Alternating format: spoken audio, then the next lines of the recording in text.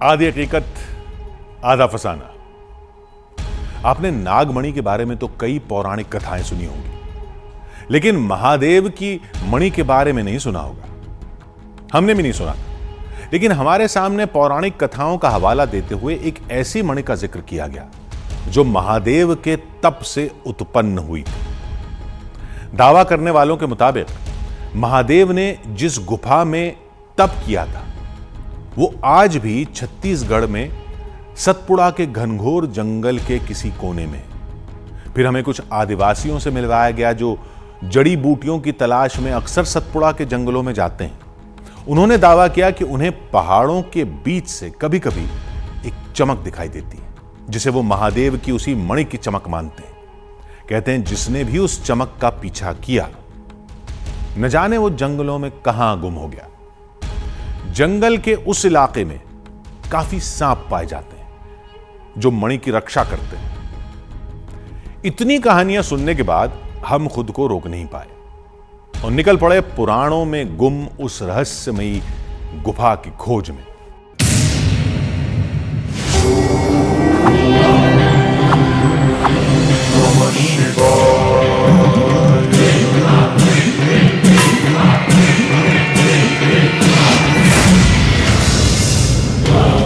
एक पर्वत जिसे दूर से देखा जाए तो किसी शिवलिंग सा दिखाई देता है।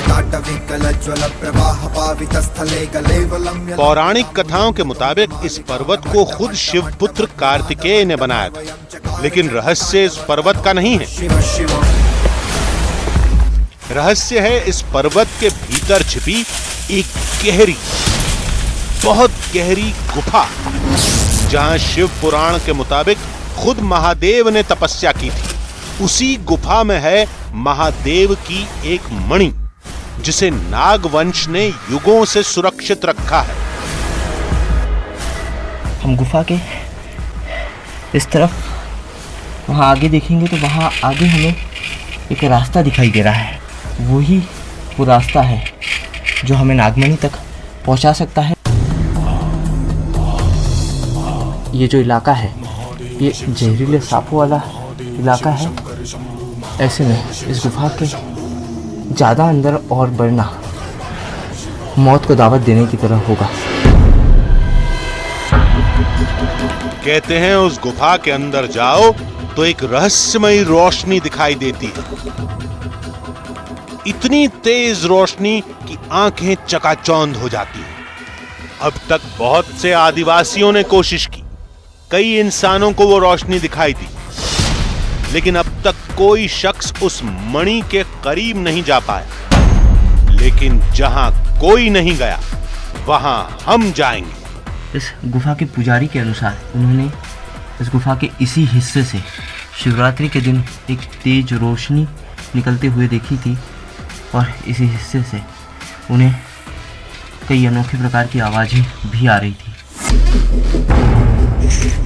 एक ऐसी कहानी की तलाश, एक ऐसी मणि खोजने,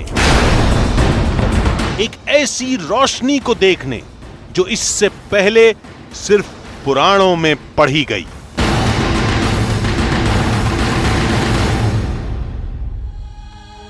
आधी हकीकत आधा फसाना।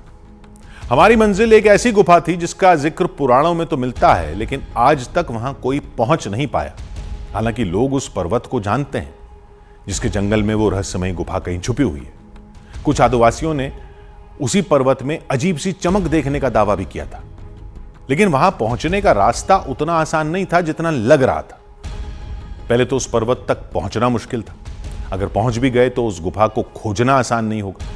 अगर गुफा मिल भी गई तो उसके अंदर जाना जान हथेली पर रखने जैसा होगा। लेकिन हमें तो उस गुफा को देखने का, उसके अंदर जाने का जुनून सा सवार हो गया था। सवाल एक ही था, क्या उस गुफा में महादेव की मणि देखने को मिलेगी?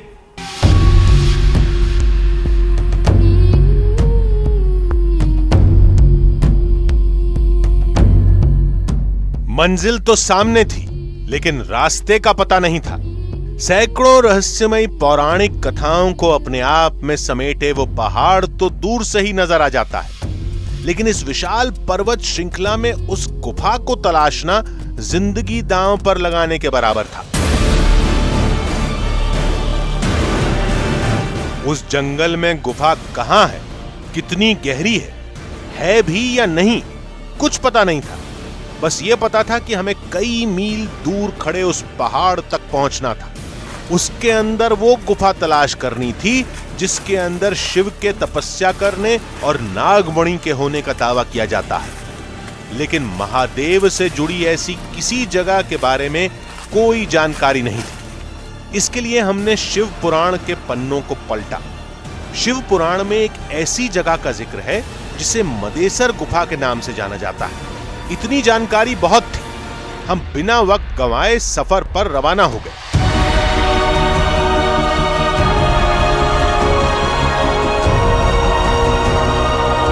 हमारी मंजिल थी रायपुर से 500 किलोमीटर दूर जशपुर की मदेसर गुफा। जिस गुफा की तलाश में हम रायपुर से जशपुर की तरफ जा रहे थे, उसका वजूद है भी या नहीं ये हमें पता नहीं था। अगर कुछ मालूम था तो केवल उससे जुड़ी एक पौराणिक कथा।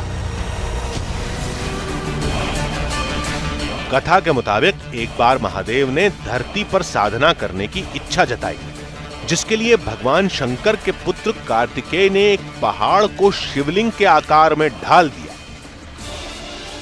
उस पहाड़ की एक गुफा में शिव शंकर ने साधना की। मान्यता है कि इस गुफा के अंदर भगवान शंकर के विशेष तेज से नागमणि का जन्म हुआ, जिसकी रक्षा नागलोक के देवता करते थे। शिव की साधना के बाद गुफा अपने आप बंद हो गई। कहते हैं वो नागमणि आज भी उस गुफा के बीचों बीच सुरक्षित मौजूद है, जो आज भी जहरीले नागों के सुरक्षा कवच से घिरी रहती है। पौराणिक कथाओं में डूबे हम शाम तक जशपुर पहुंच गए। अंधेरा होने पर हमने एक गांव में शरण ली। गांव में जब हमने लोगों से उस रहस्यमयी गुफा के बारे में बात की तो सबके चेहरे पर एक तनाव दिखने लगा। हर किसी की ज़बान पर जानकारी कम, चेतावनी ज्यादा थी। जाया जा सकता है, लेकिन कई जंगली जानवर ऐसे हैं, भालू हैं, हाथियां हैं, बड़े बड़े सर्प हैं, विषैले सर्प हैं, जो वहाँ जाना बहुत खतरे से खाली नहीं।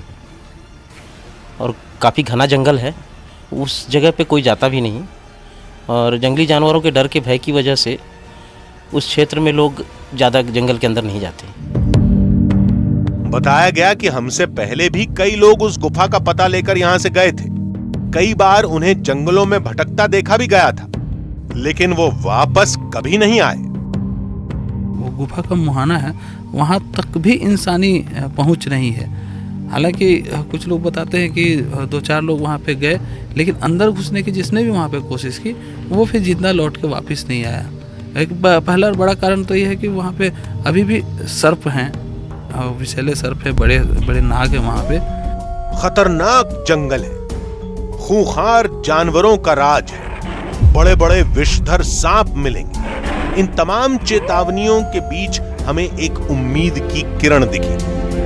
उस गुफा का रास्ता भी छोटा है, ऑक्सीजन भी नहीं है, सर्प विषैले सर्प हैं, खूंखार हाथियों का क्षेत्र है, वहाँ भालू हैं, तमाम तरह के जहरीले सर्प वगैरह, तो वहाँ तक पहुँचना मुश्किल है। उस गुफा का एक छोटा सा मुहाना आज वहाँ उपस्थित है, मैं भी गया हूँ वहाँ। अंदर काफी बड़ा गुफा है, एक छोटा मुहाना है, वहाँ प्रकाश पुंज नागमणि का दिखता है। ये छोटी सी जानकारी सभी खतरों पर भारी पड़ गई। मालूम ये चला कि उस गुफा के अंदर जाने का छोटा सा ही सही, लेकिन एक रास्ता है। अब तो केवल सुबह होने का इंतजार था, ताकि हम जल्द से जल्द उस जगह के लिए आगे बढ़ सकें।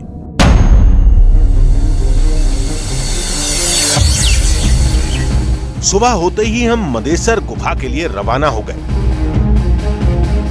लेकिन वहां तक पहुंचना अभी बाकी था। अब हमें रास्तों की परवाह नहीं थी। नजरों के सामने केवल शिवलिंग के आकार का वो पहाड़ नजर आ रहा था।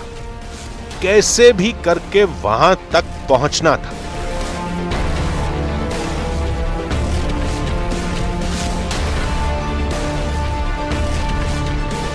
वाकई मदेसर पहाड़ बिल्कुल वैसा ही था जैसा हमने सुना था,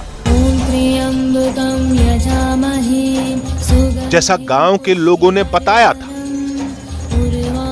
बिल्कुल शिवलिंग के आकार का ये सतपुड़ा पर्वत श्रृंखला का हिस्सा है। आसपास कई चोटियां थी, लेकिन शिवलिंग जैसा बस एक ही पहाड़ था। शिवम बिना संसार नास्ति, यानी शिव के बिना इस संसार की कल्पना ही नहीं की जा सकती। नमस्कार, मैं आदित्य राय आज आपको रूबरू कराऊंगा शिव से जुड़ी हुई एक ऐसी अद्भुत कहानी से, जिसकी शुरुआत तो एक अलौकिक शिवधाम से होती है, लेकिन इस कहानी का अंतहीन अंत एक रहस्यमयी नागमणि के पड़ाव पर आकर रुक जाता है। और इस कहानी तक आपको पहुंचाने के लिए हमें सतपुड़ा की इन वादियों में उस मदेसर पहाड़ तक पहुंचना होगा, जो हमारे सफ़र का सबसे पहला पड़ाव है। तो आइए चलते हैं इस शिवलोक के हैरत अंगेज और रहस्यमयी सफर पर। ड्राइवर ने बताया कि चुपचाप झील के किनारे चलते जाना, आगे एक जंगल मिलेगा। जंगल को पार करने के बाद मदेसर पहाड़ सामने मिलेगा। गांव वालों ने जंगल में सजग रहने की कड़ी चेतावनी दी थी। कहते हैं जंगल में बेहद विषैले सांप रहते हैं, जिन्हें नागमणि के रक्षक का नाम दिया जाता है। इन बिलों को देखकर लगा कि शायद हम सांपों के इलाके में घुस चुके थे, लेकिन खतरों की परवाह किए बिना हम उस रहस्यमयी गुफा की तरफ बढ़ते जा रहे थे। अब हम मदेसर पहाड़ के नीचे खड़े थे। जानकारी के मुताबिक वो गुफा यहीं कहीं आसपास होनी चाहिए।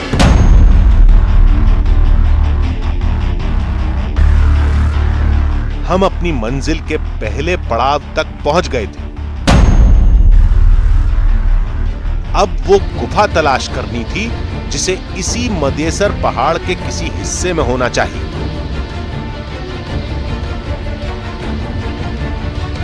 मदेसर पहाड़ का ये पूरा इलाका चट्टानी इलाका है, और इस इलाके में इन चट्टानों पर ऊपर चलना काफ़ी दिक्कतों भरा है। इसके साथ ही तेज़ी से बढ़ती हुई धूप की वजह से इन चट्टानों पर ऊंचाई पर चढ़ना और भी दिक्कतों भरा होता जा रहा है।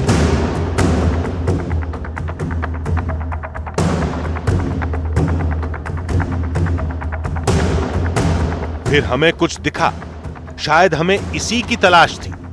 कुछ देर बाद पक्का हो गया कि यही मदेसर गुफा है, जिसके अंदर नागमणि के होने का दावा किया जाता है। पौराणिक कथा के मुताबिक इसी गुफा में भगवान शिव ने साधना की थी। शिवलिंग के आकार के इस अनोखे मदेसर पहाड़ से जुड़ी हुई किंवदंतियों के अनुसार, जब कार्तिकेय ने इस पहाड़ को तराश कर शिवलिंग का आकार दिया, उसके बाद खुद महादेव यहाँ पर आए और उन्होंने मदेसर पहाड़ के नीचे स्थित इस गुफा में कई वर्षों तक तप भी किया।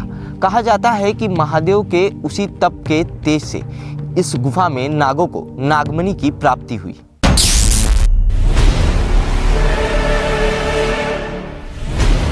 हमारे कदम उस रहस्यमयी गुफा की तरफ बढ़े।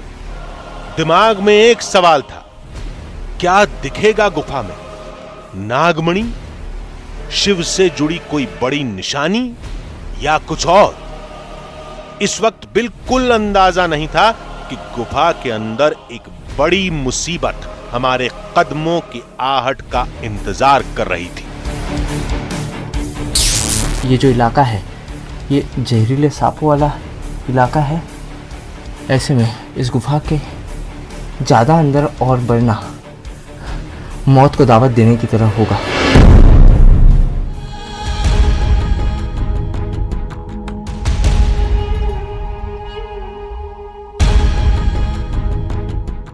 आधी हकीकत आधा फसाना।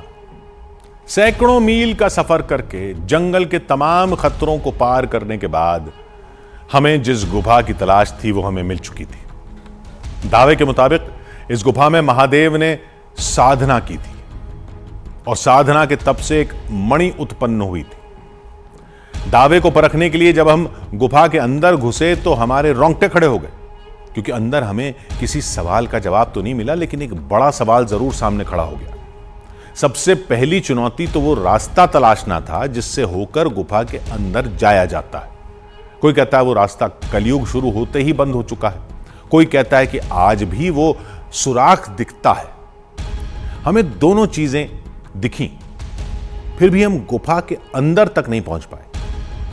इस दौरान हमने एक एक करके कई रास्ते आजमाए, लेकिन उसके बाद जो हमारे सामने आया वो चौंका देने वाला था।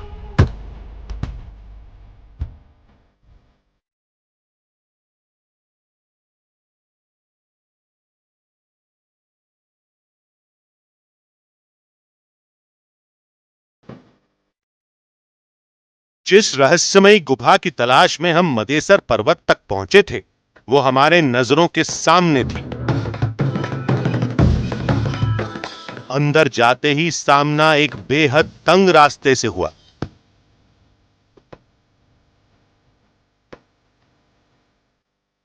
इस गुफा में आदिवासी पूजा करने अक्सर आते हैं, लेकिन इस पत्थर से आगे नहीं जाते, जबकि गुफा यहां से काफी अंदर तक है। यहां आने वाला हर शख्स उस पत्थर की मूरत से ही लौट जाता है। लेकिन जिस मदेसर गुफा की बात पौराणिक ग्रंथों में लिखी है, वो इस शिवलिंग के पीछे है। इसी गुफा को लेकर मान्यता है कि नागमणि आज भी इस गुफा में मौजूद है।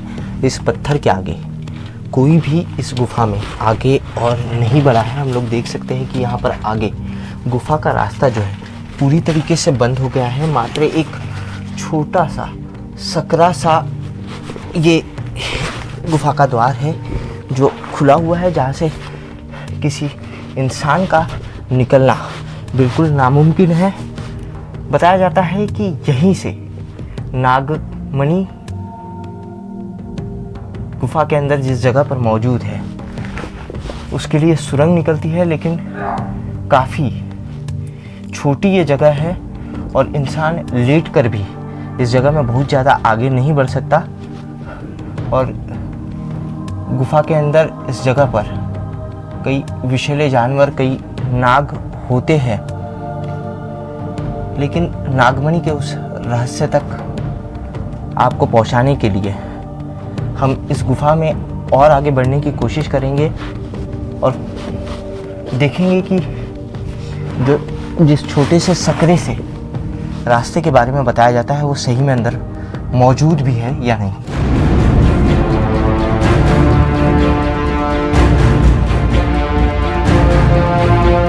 थोड़ा आगे जाते ही ये गुफा पूरी तरीके से बंद हो जाती है। आप मुझे देख सकते हैं कि मैं यहाँ पर ठीक तरीके से बैठ भी नहीं पा रहा हूँ और बहुत ही सकरी सी ये गुफा है।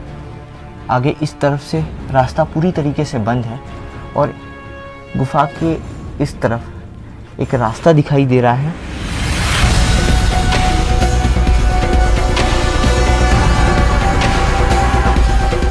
इतने संकरे रास्ते से गुजरना नामुमकिन था, फिर भी हमने एक कोशिश करके देखी। ऐसे समय में इस गुफा में आगे बढ़ना बहुत ही मुश्किलों भरा है, लेकिन हम उस तंग रास्ते के मुहाने तक भी नहीं पहुंच पाए। इस गुफा के ज़्यादा अंदर और बढ़ना मौत को दावत देने की तरह होगा, लेकिन नागमणि के इस रहस्य तक आपको पहुंचाने के लिए हम थोड़ा सा नहीं यार, नहीं हो रहा है। चल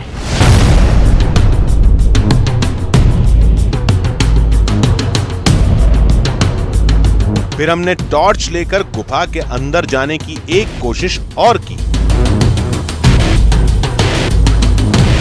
जहाँ तक मेरी नज़रें जा रही है, मैं उस हिस्से को देखने की कोशिश कर रहा हूँ। तो यहाँ से तो गुफा का मुहाना पूरी तरीके से बंद हो गया है। लेट कर या रेंग कर भी वहाँ तक पहुँचना नामुमकिन है। काफ़ी डर भी लग रहा है। गुफा के इस हिस्से से नागमणि तक पहुँचना वैसे भी नामुमकिन है। गुफा के इस हिस्से में ज़्यादा देर तक रुकना खतरनाक साबित हो सकता है, इसलिए हम तुरंत ही गुफा के इस हिस्से से अब निकल रहे हैं। हर कोशिश नाकाम होने के बाद हमने गुफा से बाहर निकलना ही मुनासिब समझा।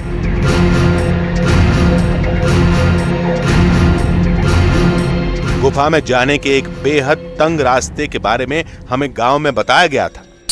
गुफा का मुहाना है, वहाँ तक भी इंसानी पहुँच नहीं है। 2-4 लोग वहाँ पे गए, लेकिन अंदर घुसने की जिसने भी वहाँ पे कोशिश की वो फिर जिंदा लौट के वापस नहीं आया।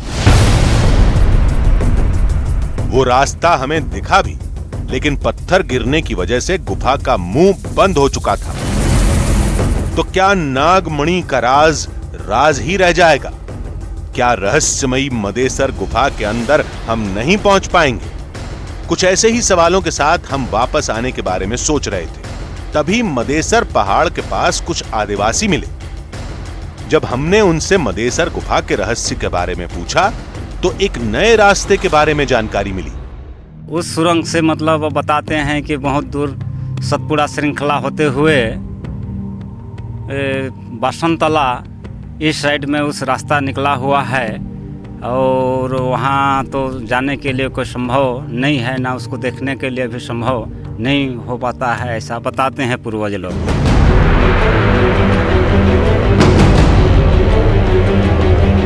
आदिवासियों के मुताबिक मदेसर गुफा का दूसरा सिरा इन पर्वतों के बीच से होते हुए दूसरी तरफ बासनताला में खुलता है।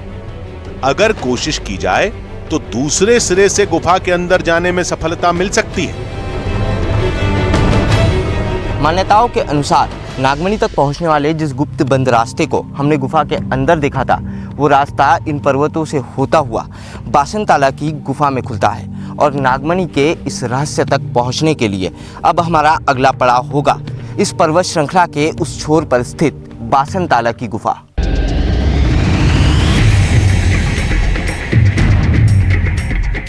मदेसर गुफा के उस दूसरे सिरे को बासनताला गुफा के नाम से जाना जाता है, जिसके अंदर पहुंचकर नागमणि के रहस्य की तह तक पहुंचा जा सकता है।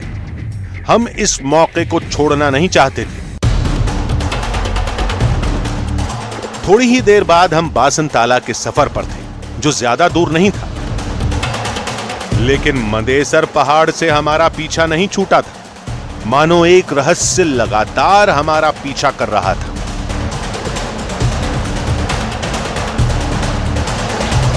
अगर हम मदेसर गुफा के अंदर घुसने में सफल हो जाते तो युगों पुराने रहस्य से आज पर्दा उठ सकता था, लेकिन गुफा बंद होने की वजह से लौटना पड़ा था। सवाल अब भी वही था, क्या गुफा के अंदर नागमणि मिलेगी? क्या शिव से जुड़ी कोई बड़ी निशानी हाथ लगेगी? क्या बासनताला से हम उस गुफा के रहस्य से पर्दा उठा पाएंगे? सवालों में उलझे हम बासनताला पहुंच गए।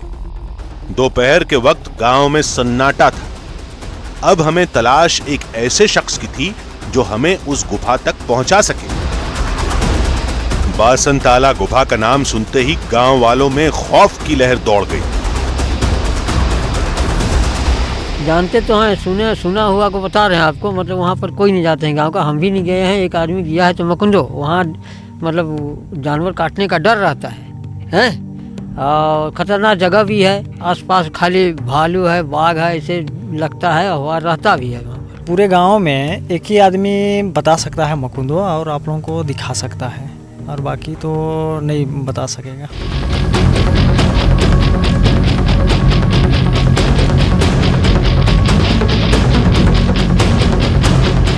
कुछ देर बाद हम मुकुंद नाम के उस शख्स के पास पहुंचे जो उस गुफा का रास्ता जानता था।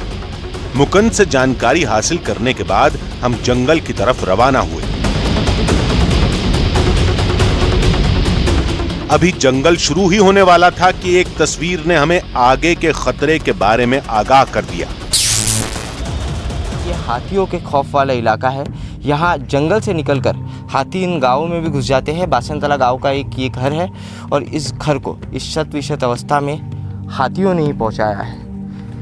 इस घर को देखकर अंदाज़ा लगाया जा सकता है कि इस जंगल में हाथी कितने खुकार हैं, और उनके क्षेत्र में पहुँचने पर वो हमें नुकसान भी पहुँचा सकते हैं।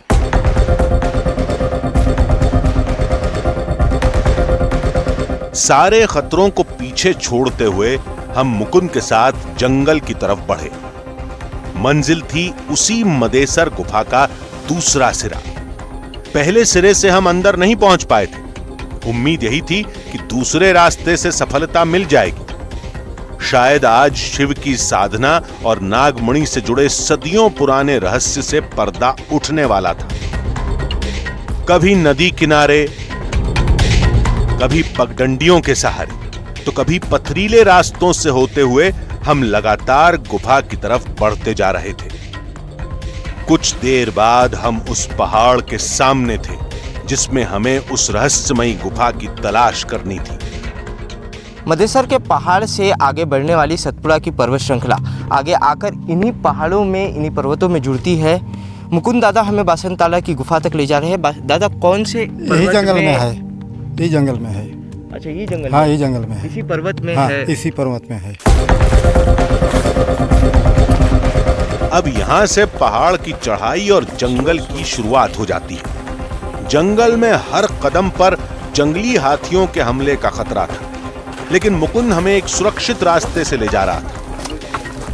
धूप में पहाड़ की चढ़ाई से थकान बढ़ती जा रही थी, लेकिन महादेव से जुड़े उस नागलोक के दावे की तह तक पहुंचने की जल्दी में आराम करने का समय नहीं था।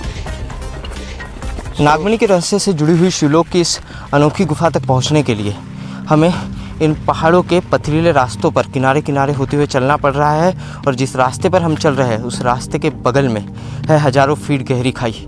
हमारा एक लड़खड़ाता हुआ गलत कदम हमें हजारों फीट गहरी इस खाई में पहुंचा सकता है।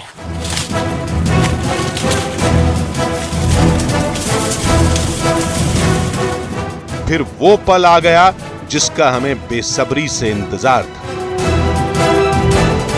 क्या बोल रहे? इसी के नीचे गुफा है और गुफा के अंदर में कई प्रकार के यहाँ जहरीले सांप हैं और भालू वगैरह रहते हैं। इसी के नीचे गुफा है? हाँ। अब हमारी नजरें उस गुफा को तलाश रही थी। मुकुंद भी सालों पहले यहां आया था, लिहाजा उसे भी गुफा की जगह याद नहीं आ रही थी। मुकुंद के मुताबिक यही मदेसर गुफा का दूसरा सिरा है जो बासनताला में खुलता है, लेकिन यहां तो और भी बुरा हाल था। गुफा पूरी तरह बंद हो चुकी थी। पानी की वजह से गुफा में पत्थर उथर गिर गए हैं, तो इसलिए उसका मुंह जो है दरवाजा बंद हो गया है। ये बड़े बड़े पत्थर पहले नहीं हुआ करते? और उतना नहीं दिखाई दे रहे थे, अभी पानी की वजह से बड़े पत्थर दिख रहे हैं। अच्छा, ये पानी की वजह से ऊपर हाँ। से बड़े पत्थर नीचे आ गए। हाँ। लेकिन दादा गुफा का मुंह तो खोजना होगा, कहाँ से गुफा खुली हुई है, क्योंकि हमको इस गुफा के अंदर जाना है। इस गुफा के मुंह खोजने के लिए अभी तो कोई ये नहीं है, क्योंकि पत्थर गिरे हुए हैं। आप इसके आगे नहीं चलेंगे? आगे नहीं चलूँगा मैं बता नहीं सकता हूँ कि अभी कहाँ इसका मुंह है और कितना दूर है, लेकिन गुफा यही है। एक बार फिर पत्थरों ने हमारा रास्ता रोक दिया। हो सकता है किसी वक्त यहां एक रास्ता रहा होगा, लेकिन अब यह पूरी तरह से बंद हो चुका था। नागमणि के अनोखे रहस्य से जुड़ी हुई इस गुफा तक पहुंचने के लिए हमने इन जंगलों में कई मुश्किलों और दिक्कतों का सामना किया। उसके बावजूद यहां पहुंचने पर हमारे हाथ निराशा लगी है, हमें इस गुफा तक पहुंचाने वाले मुकुंदा ने बताया कि यहीं से गुफा का द्वार था, लेकिन ये बड़े बड़े पत्थर गिरने की वजह से अब गुफा का ये द्वार, गुफा का ये मुँह बंद हो चुका है। यहाँ हम देख सकते हैं कि बहुत ही छोटा और सकरा सा रास्ता गुफा के अंदर जाता है, लेकिन वहाँ से किसी इंसान का गुफा के अंदर जाना मुश्किल ही नहीं, नामुमकिन है।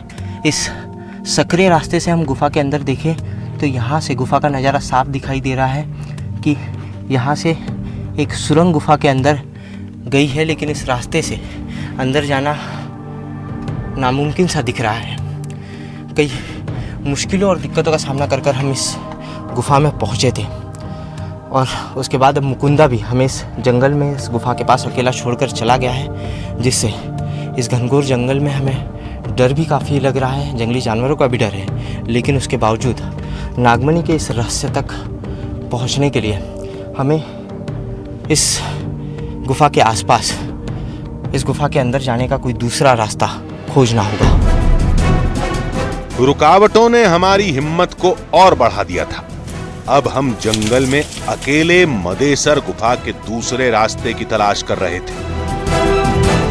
जंगल में काफी देर भटकने के बाद गुफा के ऊपर वाले हिस्से में हमें कुछ दिखा। हमें रास्ता जैसा कुछ नजर आया।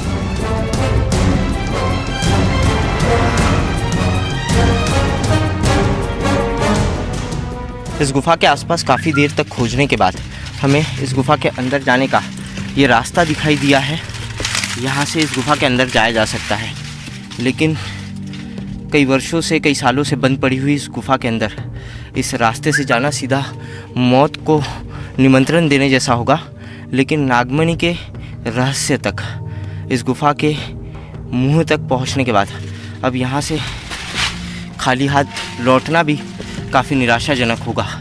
इसके चलते हुए हमारी टीम के सदस्यों ने यह निर्णय लिया है कि एक बार हम इस गुफ़ा के थोड़े अंदर तक जाकर देखेंगे कि अंदर की क्या परिस्थिति है और नागमणि के रहस्य के खोज में और आगे बढ़ा जा सकता है या नहीं।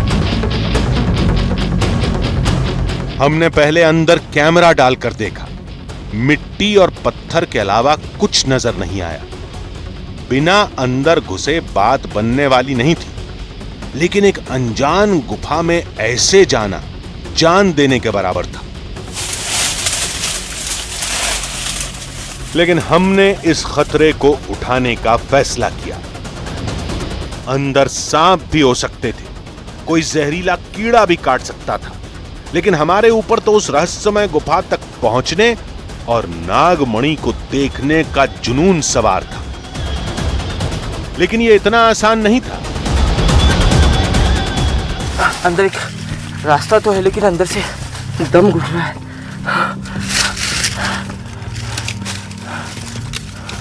मैं थोड़ी दूरी तक ही अंदर जा पाया था, लेकिन ऑक्सीजन के अंदर इतनी कमी है।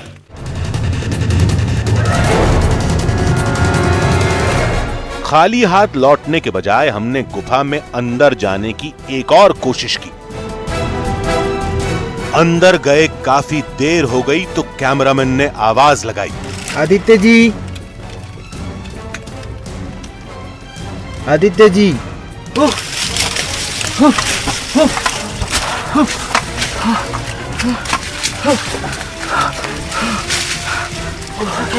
अंदर ऑक्सीजन बहुत ही ज़्यादा कमी है। गुफा के अंदर दम घुटने की वजह से हमें बाहर आना पड़ा और गुफा के अंदर अंधेरा और उसका नज़ारा देखकर जो मौत का खौफ मैंने देखा, उसका डर मेरे अंदर से अभी भी नहीं जा रहा है। नागमणि के इस रहस्य की खोज के लिए हम निकले तो थे, लेकिन गांव वालों ने जितना हमें बताया था, ये सफ़र और ये गुफा उससे भी ज़्यादा खौफनाक है। हमारे पास न किसी प्रकार के कोई सुरक्षा उपकरण है, न ही ऑक्सीजन का किसी प्रकार का कोई सिलेंडर है, जिसकी वजह साथ हम गुफा के और ज़्यादा अंदर तक जा सके। और अंदर जाने के बाद जो डर और जो मौत का भय मैंने देखा है, उस डर के बाद इस गुफा के अंदर अब और जाने की हिम्मत नहीं है, जिसके चलते हुए अब नागमणि के रहस्य की ये खोज हमें यही रोकनी होगी। जिस गुफा के साथ महादेव की साधना की कहानी जुड़ती है, जिसके अंदर नागमणि के होने का दावा किया जाता है, हमने उस गुफा में जाने की पूरी कोशिश की। पहले मदेसर वाले रास्ते को आजमाया, फिर बासनताला तक पहुंच गए। वहां भी सफलता नहीं मिली तो मदेसर पहाड़ के एक और रास्ते से गुफा में जाने की कोशिश की, लेकिन गुफा पूरी तरह बंद होने की वजह से इन तीनों रास्तों से भी सफलता नहीं मिली। पौराणिक ग्रंथों में गुम हो चुकी उस रहस्यमयी गुफा की खोज के लिए हमारी तैयारी नाकाफी साबित हुई। हमने अपनी तरफ से कोई कसर नहीं छोड़ी, लेकिन पहाड़ में पूरी तरह बंद हो चुकी किसी गुफा में घुसने के लिए और भी ज्यादा संसाधनों की जरूरत थी, जो फिलहाल हमारे पास उपलब्ध नहीं थी।